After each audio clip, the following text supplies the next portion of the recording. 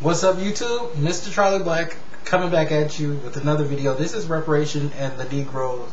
And this is going to have to do with nigger mentality, because I talked about slave mentality. Basically, boxing yourself in because of your race, because of your history, because of the way that you've learned to do things based on our history in the United States of America, and feeling that you're primitive in a sense, that you're inferior in a sense, because of what history has told you, or at least the people that control the teaching of history have told you. Now, here's the other thing about nigger mentality, because some people will get offended when I say this, but nigger mentality to me is the person that gets on a bus every day and goes to work, gets that paycheck and comes home on that same bus, will pass 8 damn banks on the way home, walk into the liquor store and cash their check every damn time at that liquor store, giving somebody else 3% of your money when you could just as easily go open a bank account. Just don't have a desire to do it. Nigger mentality. When you do get your check, whether it be government assistance or whatever, you walk right into that liquor store and you buy liquor before you buy baby formula for your child. You are on government assistance, living in government assisted housing, and your car is nicer than anyone on your block, and you're using government money to pay for it. That to me is nigger mentality. Not to say that the people outside of the race don't do it, because don't get me wrong, it happens all the time. We call them subsidies for big corporations and lobbyists who get these funds that we never see, and end up educating their children, end up buying nice cars for themselves. They do this same thing too. It's just that black people, I feel, are in a different circumstance to which we cannot do this. But it does happen on the other side. Now, nigger mentality to me, you have on a $1,000 outfit, a gold grill in your mouth that's worth about $500, a nice cell phone, a nice watch, some kind of chain, a nice leather wallet with nothing in it. That's nigger mentality. I just can't understand it, because I think that people have gotten so accustomed to it today. Let me let you know where it comes from. This whole idea of being whitewashed. Whitewash is a term that I hate. I hate using. I hate hearing, because I think that it sounds so effing ignorant, and that's from both sides. Black people use the term whitewash because some black people have this fossilized image of what a common day black person should be. A person that can inject slang into any sentence. A person that's smooth and knows all the dance moves, knows how to do sports, knows how to rap, sing, and fool around, but does not get serious and focus on other areas of life, or does not try other institutions, whether it's government or business or whatever. Those are the kind of people right there that kind of grasp from that slave mentality, but they take nigger mentality with it. They have this fossilized image of what they think a black person should be, and that's all that it is to it. And if you're not like that, you're automatically whitewashed. So that if somebody uses proper English to you, they're whitewashed. If somebody does not dress the cookie cutter Negro way, they're automatically whitewashed. I don't believe in that stuff. To me, it's foolish.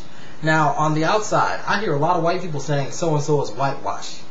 I think that some white people do actually feed off of that term. It's a way to kind of separate yourself. If you hear someone speaking proper English and they're black, oh, so-and-so is whitewashed. If someone's playing golf, or if someone's exercising their ability to express themselves through writing or poetry or some form, they're automatically whitewashed. If someone is holding a job, a white-collar job somewhere with a bunch of white people, or in an Ivy League school, or honors classes for that matter, or not necessarily playing basketball or football, maybe soccer or tennis or something, they're automatically whitewashed. I don't believe in it. Giving power to that word, I think, is one of the reasons that people have so much racial division today, and one of the reasons that people limit themselves today. Because black people are afraid of being called bougie, being called a sellout, being called whitewashed.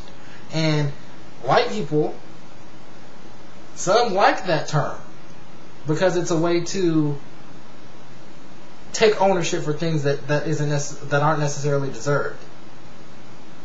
No one can tell me what whitewash is.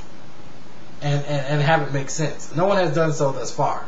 Maybe you as a YouTube viewer will be able to send me a message or leave a comment and tell me what whitewash means to you and have it make sense.